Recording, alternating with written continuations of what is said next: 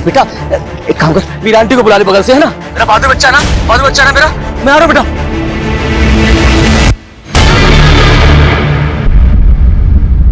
पापा, मेरा आंटी आ गई, हम उनके साथ हॉस्पिटल जा रहे हैं, आप भी सीधा हॉस्पिटल आ जाइएगा। हाँ ठीक है।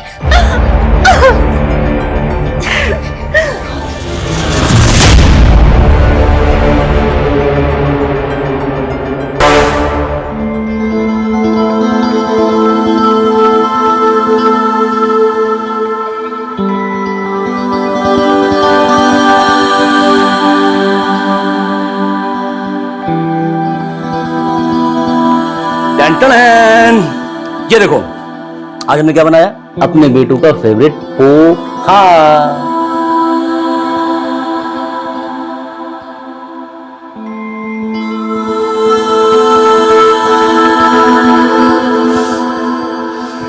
साक्षी, बेटा 2 महीने के बाद स्कूल जा रही है, रोकर ऐसा नहीं करते ना। अच्छा बच्चा ना मेरा।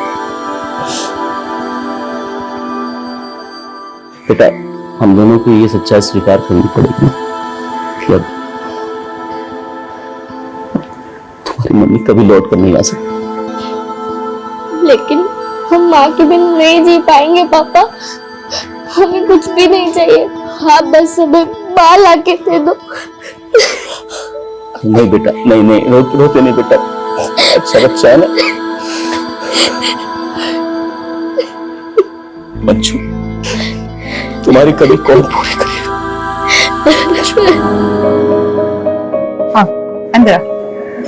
जुग जुग जियो, खुश रहो, प्रसन्न रहो, तुम दोनों की जोड़ी सदा बनी रहे। अरे इनकी जोड़ी तो साक्षी के लिए बनी है, इसके बिना तो ये दोनों ही अधूरे हैं।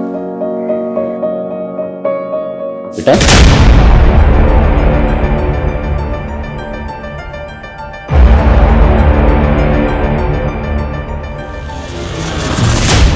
वैसे साक्षी, जब हम छोटे थे ना, तो हमारी माँ भी हमें छोड़कर चली गई थी। हम जानते हैं माँ की कमी कोई दूसरी औरत पूरी नहीं कर सकती, लेकिन क्या हम तुम्हारी दोस्त बनकर रह सकते हैं? हमसे दोस्ती करोगी? आप दुश्मन है हमारी, दुश्मन।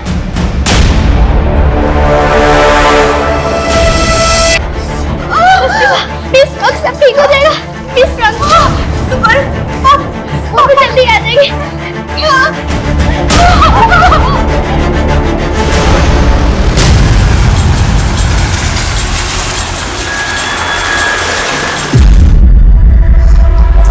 सर, ये मुंह पे टेप और आसपास खून देखकर लग रहा है मर्डर यहीं पे हुआ है। और देख के लग रहा है ऐसे जैसे मारने से पहले इसको काफी तौल चुके हैं। मर्डर भी क्या बिल्डिंग एरिया में, जहाँ नाइट ड्यूटी पे था। सर मैंने बिल्डिंग सेक्रेटरी के साथ यहाँ के सारे सीसीटीवी फुटेज चेक किए हैं। कार को मार के किसी रेजिडेंट के फ्लैट में कांड तो नहीं कर दिया किलर ने? सर इस वक्त तो ज्यादातर लोग सो रहे हैं, पता नहीं चल पा रहा है कि आखिर यहाँ पर हुआ क्या है।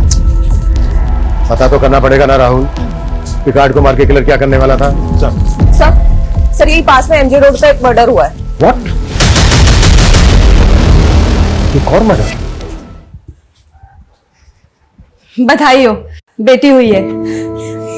और बच्ची की माँ कैसी है? माँ और बेटी दोनों ठीक हैं, पर बच्चे के पिता कहाँ हैं? कुछ फॉर्मेलिटीज पूरी करनी है। सिस्टर, हम भी बस उन्हीं का इंतजार कर रहे हैं, पता नहीं कहीं फंस गए होंगे, आ जाएंगे अब। और ये फोन? और सर यहाँ भी खून के धब्बे हैं। वहां सोसाइटी के गेट पे मर्डर हुआ और यहाँ रोड के ऊपर खुलेआम। सर दोनों एरिया में 3 किलोमीटर का डिस्टेंस है, लगता है सर दोनों का मर्डर एक ही है। हेलो पापा, आज तो आपने हमें दिखाई दिया, आपको तो कुछ हमारी पड़ी ही नहीं है। इस वक्त में भी आप हमारे साथ नहीं हो। एक मिनट, मेरी बात सुनिए। मैं इंस्पेक्टर हेमंत माथुर बोल रहा हूँ। इंस्पेक्टर? पर ये तो मेरे पापा का नंबर, मेरे पापा का है। बेटा आप कहाँ रहते हो? आपका एड्रेस क्या है? हम वहाँ आके बात करते हैं। हम तो अभी हॉस्पिटल में हैं। कौन सा हॉस्पिटल?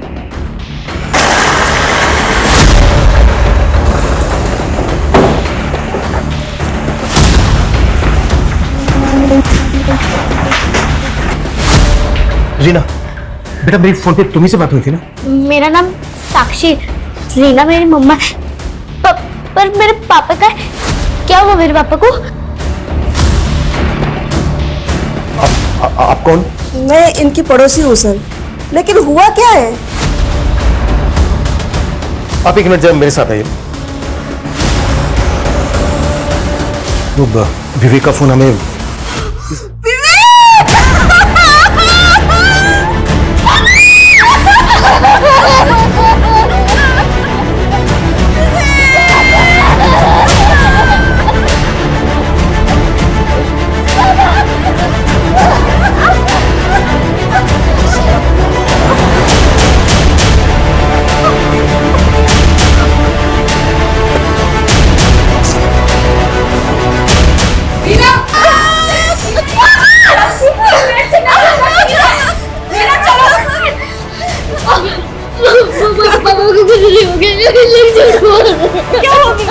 कैसे बताए तुझे?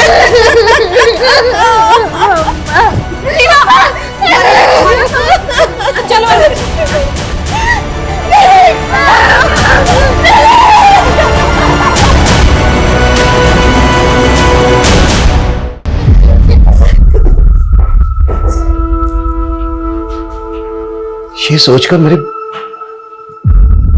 रोंगटे खड़े हो गए कि जब एक नवजात बच्ची जन्म ले रही थी, उसी दौरान उसके पिता का बड़ी बेरहमी से कत्ल किया जा रहा था।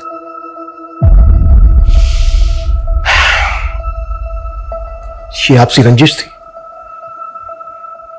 या फिर एंगल कुछ और था?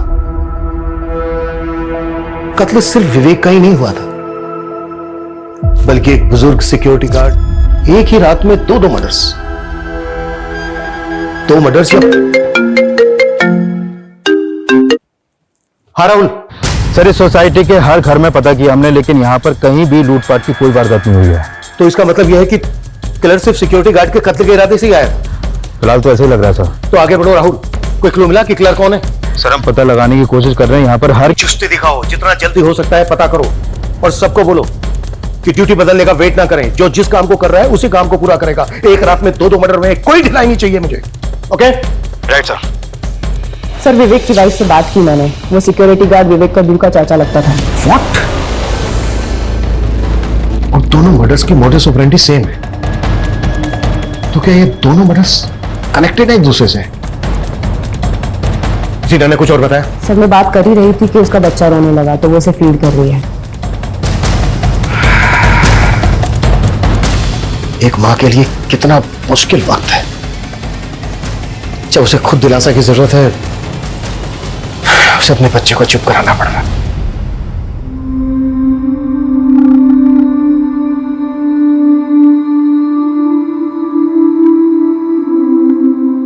और सिर्फ बड़ी बेटी तो यकीन ही नहीं कर पा रही कि अब उसके पापा कभी लौट कर नहीं आएंगे।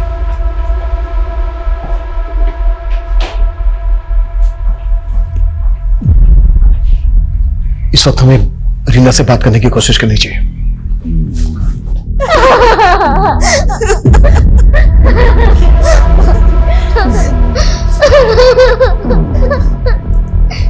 अच्छा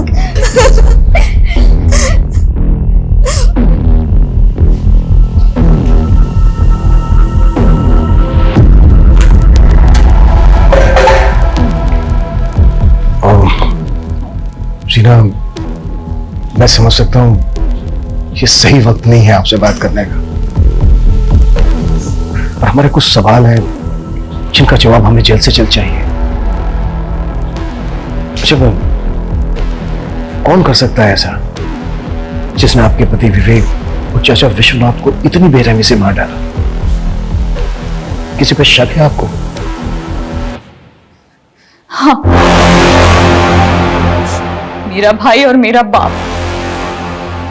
हमें आप रोक नहीं पाओगे। चुप! शर्म! इस आदमी ने अंधा कर दिया है तुझे, इसके लिए अपने बाप को आंखें दिखा रही तू? कौन सा बाप और कौन सा भाई? जो हमारी माँ के नहीं हुए वो हमारे क्या होंगे? मैं और मेरी माँ, हम दूसरों के घरों में काम करके घर चलाते थे, तब उनकी शान पे कोई दाग नहीं लगा। लेकिन जब मैंने अपनी मर्जी से शादी की तो बर्दाश्त नहीं हुआ उनसे। उन्होंने ही मारा है विवेक जी को और चाचा जी को। सर अब उन्हें छोड़ना मत सर, उन्हें।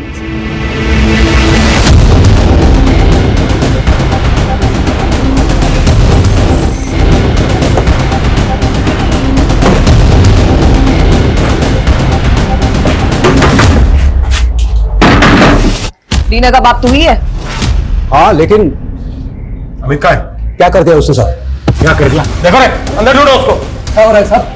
सीना के पति और उसके चाचा का मर्डर। अरे क्या बोल रहे हो साहब आप? सर यहाँ कोई नहीं है। कहाँ है अमित? मुझे नहीं मालूम साहब, और अमित ने कुछ नहीं किया साहब। और रीना तो बस हम लोगों को फंसाना चाहती है। वो यही चाहती है कि हम बाप बेटे अंदर जाए। शर्म कर, कुछ शर्म। तेरी बेटी ने एक बच्ची को जन्म दिया है और उसी वक्त तूने उसका सुहाग और उस बच्ची से उसका बाप छीन लिया। आप भाड़ में जाए ऐसी बेटी जो अपने बाप और अपने भाई की नहीं हो सकी, इसे और की क्या होगी? देखे चलो इसको, चलो। अरे क्या क्या कर रहे हो साहब? हमने बोला था अपने पति से कि इन सब पचड़ों में ना पड़े, पर उस विवेक का घर बसाने के चक्कर में उन लोगों से दुश्मनी मोड़ ली। तो आपको भी लगता है कि अमित और उसके बाप ने आपके पति और विवेक को मारा? हाँ, वो लोग कुछ भी कर सकते हैं। लेकिन क्या? कल शाम विश्वनाथ जी जब ड्यूटी पे जा रहे थे, चाचा हमारे पैसे कुछ सोचे, हमारा पैसा दिलवा दो, वरना तुम्हारे लिए हमसे बुरा कोई होगा नहीं, बता रहे हैं तुम्हें। आराम से घर में बैठ के बात, आराम से बात करें। तो तमाशा क्या है? तो पैसे डुबा दिए, ऊपर से आराम से बात करें। तुम्हारे और उस विवेक के बहकावे में आके पैसे हमने लगाए थे, तुम दोनों की वजह से हमारा पैसा डूबा है और तुम्हें देना पड़ेगा बस। अरे पैसा मेरा और विवेक का भी डूबा है। कौन था वो आदमी, कुछ मालूम है आपको? वो तो मालूम नहीं, लेकिन हमारे पति का भी बहुत पैसा डूबा था इसमें, और वो भी विवेक के कहने पे लगाए थे। विवेक के कहने पे? ये विवेक ने कहाँ पैसा लगवाया था उनसे? अब रीना से ही पूछिए, उसे सब पता होगा।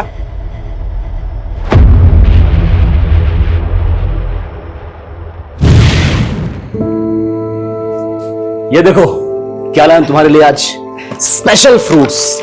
हाँ, इसे कहते हैं ड्रैगन फ्रूट। ये है, और ये है कीवी, देखो, और ये एप्पल। इन्हें खाओ और एप्पल जैसा ही खूबसूरत हष्ट पुष्ट बेटा दोगी। लेकिन इतने महंगे फल लाने की क्या जरूरत थी? पहले से डिलीवरी का खर्चा सर पे है। ये सब देख लूंगा मैं, तुम बस ये समझ लो कि हमारी लॉटरी लगने वाली है। तुम फिर से लॉटरी के चक्करों में तो नहीं पड़ गए? अरे सब कुछ नहीं है। अरे वाह, फ्रूट्स हम माँ के लिए काट देते हैं। अरे वाह, क्या बात है। Good good. देखो कितना ख्याल रखती है तुम्हारा। अच्छा, मुझे लगा नहीं था कि इतनी जल्दी तुमसे घुल मिल जाएगी।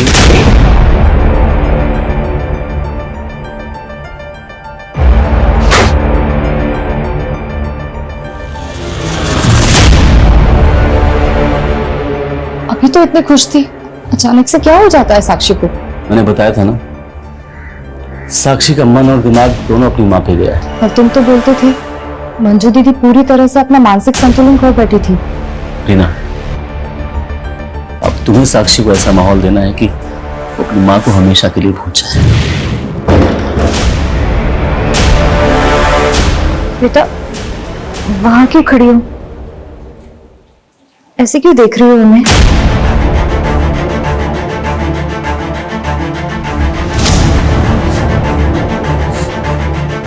पहले मेरी माँ मर गई और अब मेरे पापा। बेटा हम हैं, हम तुम्हें ना पिता की कमी महसूस होने देंगे और ना माँ की।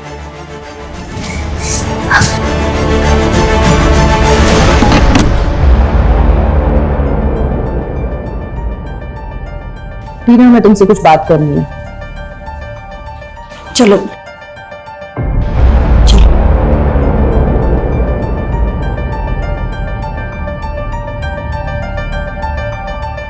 जीना, हमें विश्वनाथ की पत्नी ने बताया कि किसी आदमी ने विश्वनाथ के कहने पर कहीं पैसा लगाया था और विश्वनाथ ने विवेक के कहने पर लगाया था। दोनों का पैसा डूब गया। और जिस आदमी ने विश्वनाथ के कहने पर पैसा लगाया था, उसने विश्वनाथ को जान से मारने की धमकी दी थी। कौन आदमी?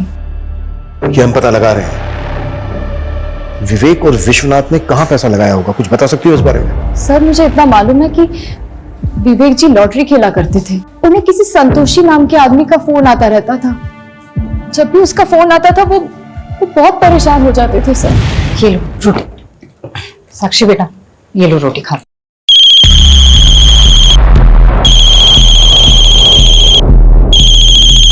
कौन है ये? है? हमने कई बार देखा है। तुम्हें जब भी इसका फोन आता है तुम फोन काट देते हो। एक फ्रेंड का फोन है वो, अरे मैंने उसे पैसे लिए थे ना तो वही वापस करना, तो बार बार कॉल कर रहा है।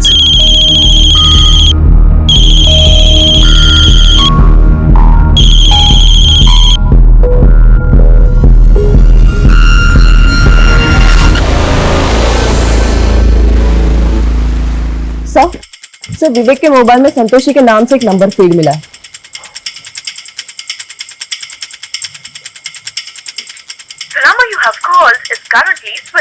बंद आ रहा है, पता करो ये नंबर किसके नाम पे रजिस्टर्ड है। सर एक और बात अजीब है, विवेक की बीवी ने हमसे कहा कि मर्डर वाली रात फैक्ट्री में नाइट शिफ्ट थी, लेकिन सर फैक्ट्री वालों का कहना है कि उस रात नाइट शिफ्ट थी ही नहीं। उसकी फैक्ट्री है सुखदेव नगर में, जबकि उसकी लाश मिली थी हमें एमजी रोड पर।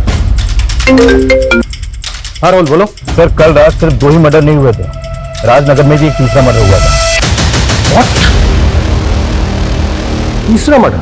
हाँ सर, राजनगर पुलिस से अभी अपडेट मिली है, मैं उन्हीं से मिलने जा रहा हूँ सर। उनके मुताबिक ये मर्डर कल रात 3 बजे के आसपास हुआ था, और जिसका मर्डर हुआ वो भी एक सिक्योरिटी गार्ड था सर। ये कल रात राजनगर की एक शॉप के बाहर नाइट ड्यूटी पे था।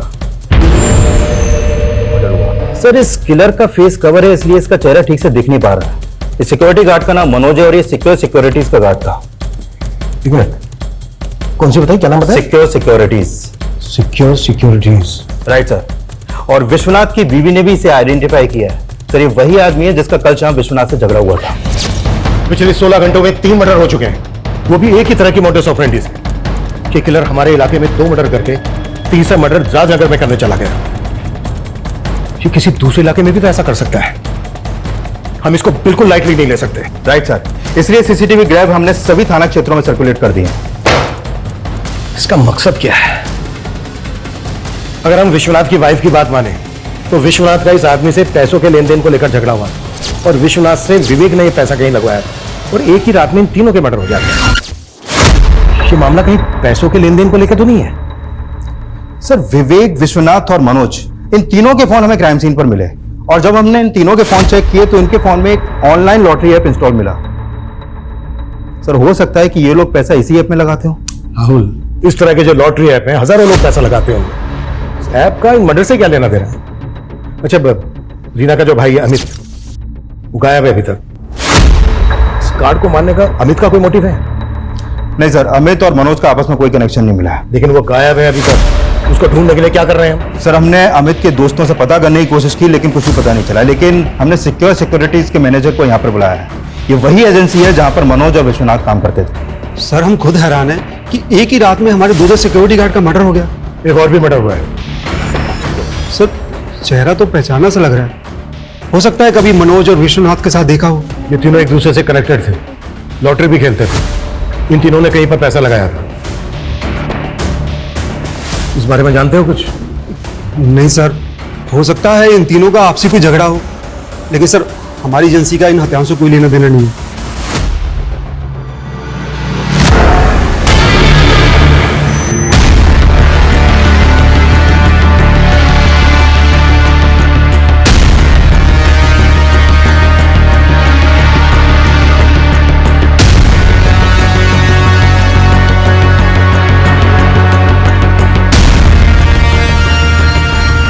सर ये संतोषी के कॉल डिटेल्स आ गए, लेकिन सर ये आदमी नहीं, ये एक औरत है।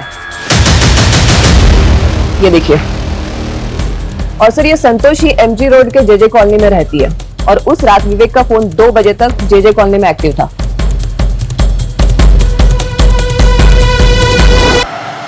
नहीं, विवेक जी हमारे साथ नहीं थे कल। 3 मर्डर हुए, अगर हमसे झूठ बोला, कुछ भी छुपाया, बहुत बुरी तरह से फंसोगे। अब बोलो क्यों फोन करते थे इतने विवेक को? वो तो मैं बस। हो जा। नहीं मैडम, हमें पता चला है कि तुम मुझसे पैसे मांगा करती थी। किस बात के पैसे मांगती थी? हमने कोई पैसे नहीं मांगे सर। तो फिर फोन क्यों करती थी उसको इतने? क्या वजह थी? क्या रिश्ता था तुम्हारा उसके साथ? हम पसंद करते थे विवेक जी को। 2 बच्चों के बाप को किस रिश्ते से पसंद करती थी? प्यार करते थे विवेक जी से, और विवेक जी भी हमसे प्यार करते थे। वो तंग आ चुके थे उस रीना से, और उन्हें तो शक था कि वो बच्चा भी उनका नहीं है। रीना से हम तंग आ चुके हैं संतोषी, बात बात तो हमको पीट देती है। और तुम पिट लेते हो। क्या करें, बच्ची की वजह से सहते हैं उसको, बस उसका मानसिक संतुलन खो चुका है, पूरी तरह से पागल हो गई है वो। हमने तो अपनी बच्ची की वजह से उससे शादी की थी, लेकिन वो ना जाने किसका पाप अपने पेट में लेकर घूम रही थी और हमसे एक बच्ची के बाप से शादी कर हमारी जिंदगी नर्क बना दी। उस रीना ने अपना पाप छुपाने के लिए शादी की थी विवेक जी से। हमें पक्का यकीन है कि उसी ने मरवाया है विवेक जी को। विवेक के साथ 2 सिक्योरिटी गार्ड का भी मर्डर हुआ और उनमें से एक विवेक का चाचा था। विवेक जी ने अपने चाचा को भी सब कुछ बता दिया होगा। लेकिन मर्डर वाली रात विवेक का फोन यहीं पर एक्टिव था और उसकी लाश भी यहाँ से कुछ ही दूर एमजी रोड पर मिली हमें। तुम्हें क्या लगता है तुम्हारी बातों में आ जाएंगे हम मानते हैं विवेक जी यहाँ आए थे कल, लेकिन उस रीना का फोन आया था और फोन आते ही विवेक जी निकल गए थे यहाँ से। मुझे पूरा यकीन है सर, उसी ने ये सब किया है और टाइमिंग भी वो चुनी जब उसका बच्चा पैदा हो रहा था, ताकि वो बच जाए और आप लोग हमें परेशान करें। तो तुम्हारे कहने का मतलब है? क्या हुआ संतोषी? तुम कौन? मैं संतोषी मेरी बहन हूँ।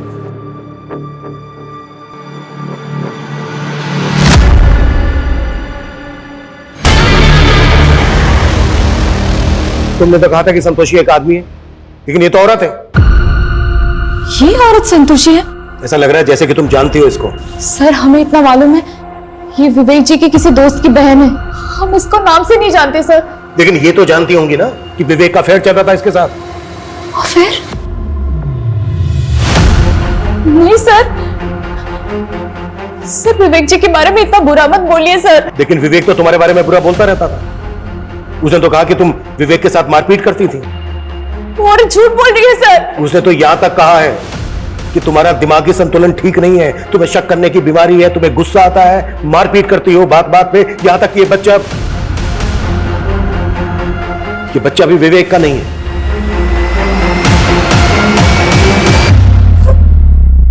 नहीं सर, सर ये झूठ है, सच नहीं है।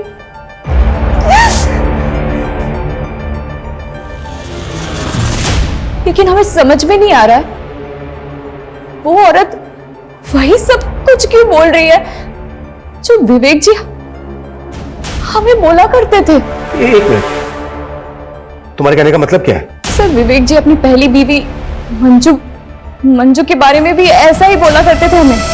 रीना, मंजू ने मेरा जीना हराम कर रखा है। उसका पागलपन दिन ब दिन बढ़ता ही चला जा रहा है।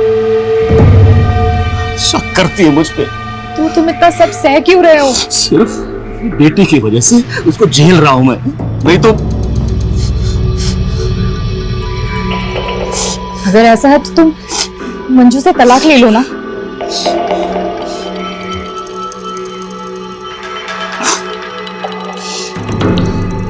हम यही सोच रहे हैं, जल्दी से जल्दी छुटकारा पाना चाहते हैं उससे बस।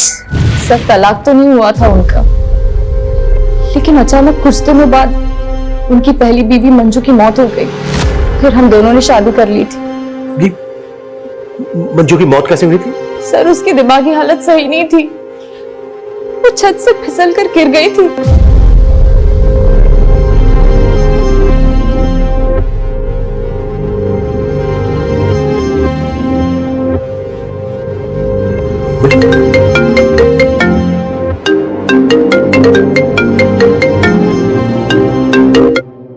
आ रहा हूं। पिछले 24 घंटों में एक ही सिक्योरिटी एजेंसी के 3 गार्ड्स का मर्डर और साथ में विवेक का भी। हो क्या रहा है ये कोई सीरियल किलर तो नहीं है जो एक के बाद एक मर्डर्स किए जा रहा है? इससे पहले कि और मर्डर्स करें हमें इसे रोकना होगा। अपना नेटवर्क एक्टिव करो और टीम को बोलो कोई घर नहीं जाएगा। बिल्कुल टाइम नहीं है हमारे पास। साक्षी बेटा, बिल्कुल डरो मत। मैं तुम्हारी पहली मन्ना मंजू के बारे में बात करना चाहती हूँ। नहीं, मेरी मम्मी बहुत अच्छी थी, बहुत अच्छी थी मेरी मम्मी। बहुत अच्छी थी मेरी मम्मी, बहुत अच्छी थी, बहुत अच्छी थी।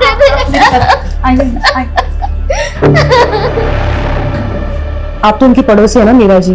जी मैडम। क्या विवेक की पहली पत्नी का मानसिक संतुलन वाकई में खराब था? हाँ मैडम, देख के तो ऐसा ही लगता था।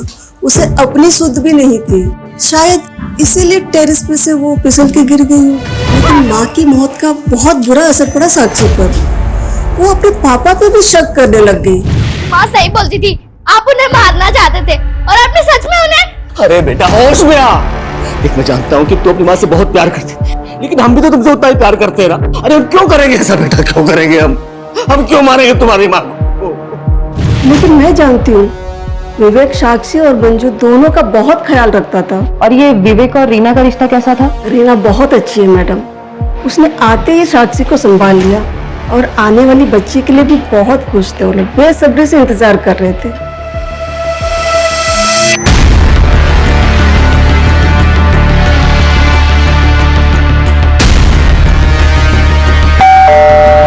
फिर रीना के साथ शादी होने के बाद उसने संतोषी के साथ अफेयर किया। सर इस लिहाज से रीना और संतोषी दोनों पे शक करने की वजह है। मर्डर सिर्फ विवेक का ही नहीं हुआ है, पिछले 24 घंटों में 4 मर्डर हो चुके हैं। ये सिर्फ डोमेस्टिक वायलेंस का मामला नहीं है, बात कुछ और है जो सामने आनी बाकी है। राहुल, मैं मुकुंद नगर ही पहुंच रहा हूं। सर मुकुंद नगर ही नहीं, अभी अभी संगम विहार में भी एक मर्डर और हुआ है। What? एक और मर्डर? हाँ सर, और इस बार मर्डर घर में हुआ है।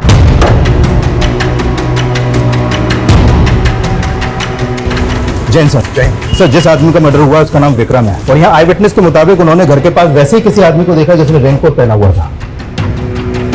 ये विक्रम तो जिग्मा प्राइवेट लिमिटेड नाम की कंपनी में एक मैनेजर था। कल रात से लेकर अब तक 5 मर्डर हो चुके हैं, जिसमें से 3 एक ही सिक्योरिटी एजेंसी के गार्ड थे। विवेक एक फैक्ट्री में सुपरवाइजर था और ये विक्रम एक प्राइवेट लिमिटेड कंपनी में मैनेजर। इन 5 विक्टिम्स का आपस में कोई ना कोई कनेक्शन जरूर है। सर कहीं ये कोई सीरियल किलर तो नहीं? जिस तरह से मर्डर किए जा रहे हैं ये कुछ भी कर सकता है, इसको हम बिल्कुल लाइटली नहीं ले सकते। शहर में जितनी भी पेट्रोलिंग टीम है सबको अलर्ट करो कि पूरे शहर में गश्त लगाए।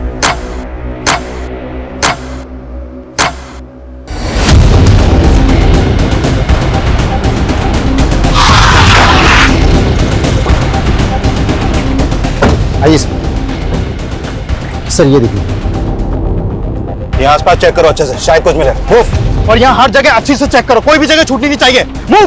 सर, तो कल रात उसने 2 लोगों को टारगेट किया है। अभी तक दोनों की पहचान पता नहीं चली है सर, लेकिन उनमें से एक आदमी जिंदा है, बहुत बुरी तरह घायल है, इसलिए हॉस्पिटल भिजवा दिया उसे। पिछले 36 घंटों में 6 लोगों को मार चुका है वो, और 7वां मरने के कगार पे। कुछ नहीं कर पा रहे हैं हम, कुछ नहीं। उस आदमी का बचना बहुत जरूरी है, शायद उससे हमें कोई क्लू मिल सके कि वो क्यों कर रहा है ऐसा और कौन है। और जो दोनों विक्टिम है उनके फोटो भेजो मुझे, क्विक। सर,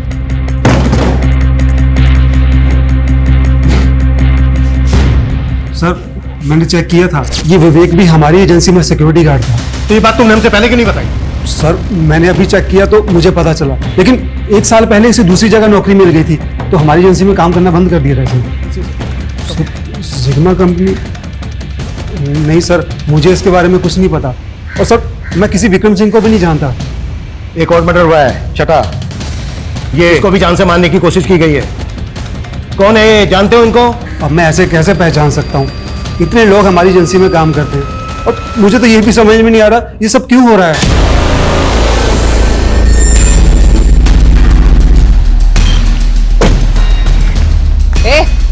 उठाओ इसको, उठाओ, चेक करो इसको।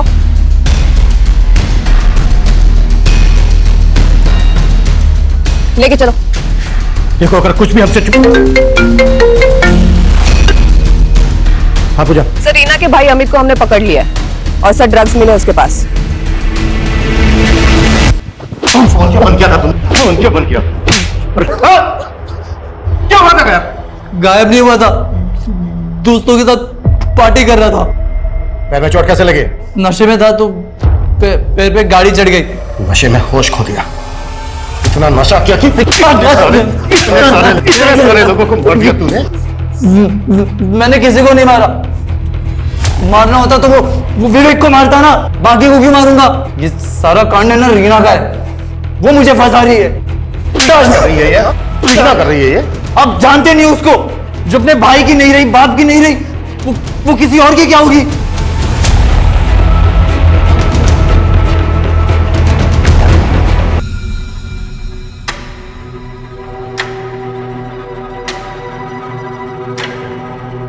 क्या तुमने सच में हमारे पापा को? ये क्या बोल रही है साक्षी? लेकिन ये सच है, वो आदमी हमारे साथ जो कर रहा था वो उसने तुम्हारे माँ के साथ भी वही किया था। वो धोखेबाज था। सारे मर्द एक जैसे ही होते हैं, लेकिन अब हमें तुम्हारे लिए और अपनी बच्ची के लिए जीना है। हम एक नई जिंदगी शुरू करेंगे साक्षी, एक नई जिंदगी शुरू करेंगे हम।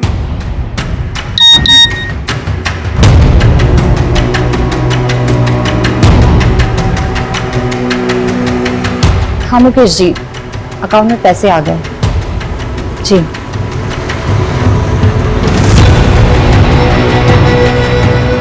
साक्षी, हॉस्पिटल का बिल चुकाना है ना, तो इसीलिए पैसे मंगवाए थे। पर ये मुकेश है कौन जिसने आपको पैसे भेजे? आप हमें बना रही हो ना? नहीं साक्षी, तुम हम पे शक कर रही हो? तो फिर ये मुकेश है कौन? हम नहीं जानते सर वो कौन था। वो अचानक से आया और उसने हमारे सर पे वार कर दिया सर।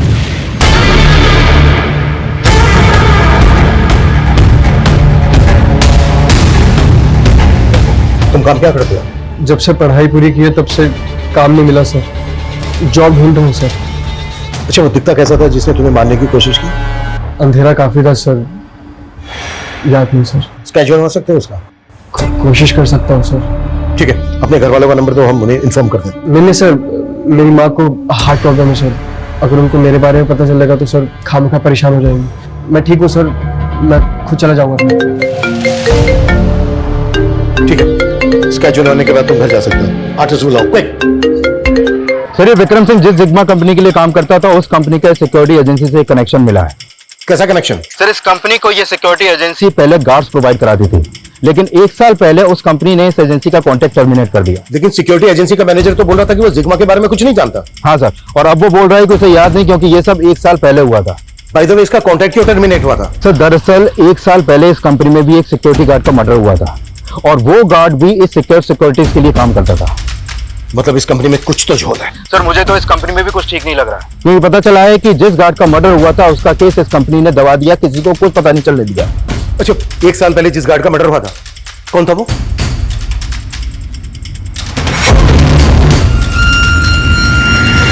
देखो साक्षी, मुकेश जी हमारे भाई जैसे हैं। वो प्लेसमेंट एजेंसी चलाते हैं। उन्होंने ही हमें एक बड़ी कंपनी में सफाई कर्मचारी की नौकरी दिलाई थी, जहां हम तुम्हारे पिता से मिले थे।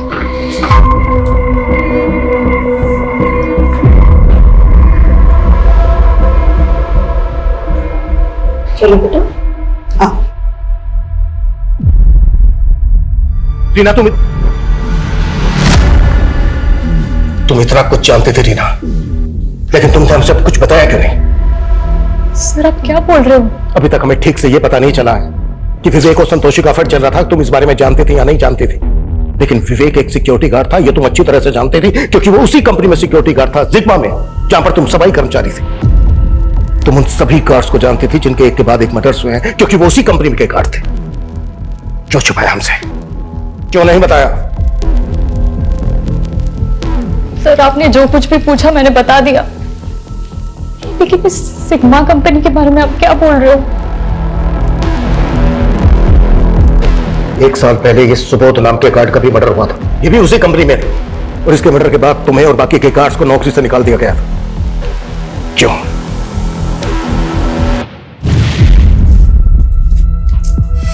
हम वहां साफ सफाई का काम करते थे, इसलिए कुछ नहीं कह पाए। लेकिन सुबोध काका ने बोला था वो बड़े साहब से उस मैनेजर की शिकायत करेंगे। लेकिन अगले ही दिन सुबोध काका के स्टोर रूम में लाश मिली।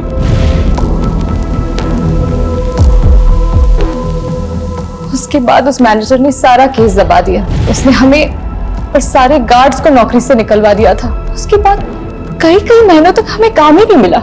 उस मैनेजर ने सबको रास्ते पे लेके आया। उसके बाद उस मैनेजर विक्रम का खुद मर्डर हो गया। क्यों कर रहा है वैसा? क्या वजह इसकी? क्या जानती हो तुम इस बारे में? सर, मुझे जितना पता था मैंने आपको सब बोल दिया। मुझे इसके बारे में कुछ नहीं मालूम है।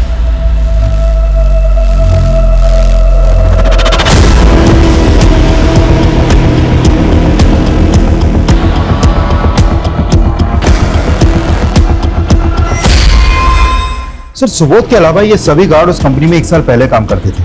और ये छड़ा विक्टिम विनोद, इसकी लाश रमेश के साथ सर, उस रमेश नाम के लड़के ने ये केस बनवाया।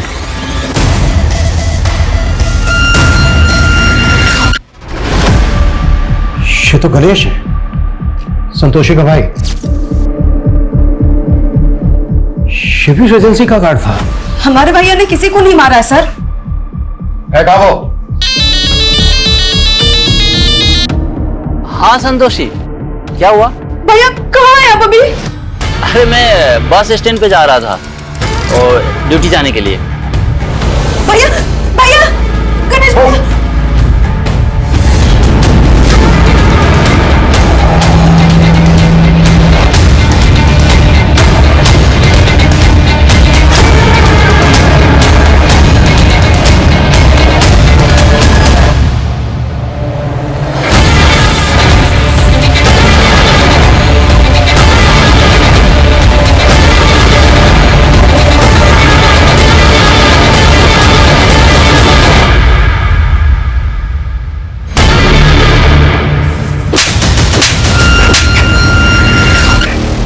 इतने लोगों को मारा तूने, क्यों कर रहा था ये सब? क्यों? क्योंकि आज 10 सितंबर है। 1 साल पहले इसी दिन मेरे पापा का मर्डर हुआ था। तेरे पापा का मर्डर?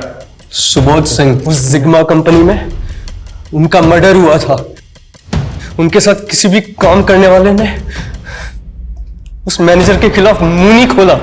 इसीलिए मैंने सोच लिया कि आने वाले 48 घंटों के अंदर मेरे पापा की डेथ एनिवर्सरी के दिन मैं उस सबसे बदला लूंगा।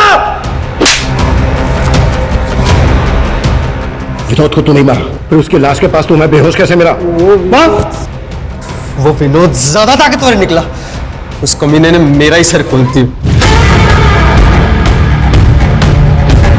जब आप लोगों ने मेरी जान बचा ली, मुझे समझ नहीं आया कि मैं क्या करूं। मेरा अगला टारगेट वो गणेश था। सोचा उसका स्केच बनवा दूंगा, फिर उसको मार कर गाड़ दूंगा और आप लोग उसे किलर समझकर ढूंढते रहेंगे। इसकी चीखें मुझे मेरे केबिन में सुनाई देनी चाहिए। सही इंसाफ ना मिलने के कई कारण हो सकते हैं। लोगों की चुप्पी, शातिर मैनिपुलेशन, कमजोर इन्वेस्टिगेशन। लेकिन एक नाइंसाफी का परिणाम कितना घातक हो सकता है, ये पिछले 48 घंटों में हुई वारदातों पर हम जरूर लगा सकते हैं। माना 1 साल पहले security guard Subodh murder case कई रहस्यमयी सवालों के साथ अनसुलझा रह गया था, लेकिन इंसाफ के लिए लड़ाई आवाज उठाकर लड़ी जा सकती है, हथियार उठाकर कभी नहीं। लोगों का खून बहाना एक बुज़दिली है जिसे रमेश जैसे लोग हिम्मत समझ लेते हैं। हमें समाज से ऐसी मानसिकता को हटाना होगा जो अपराध और अपराधी को जन्म देती है।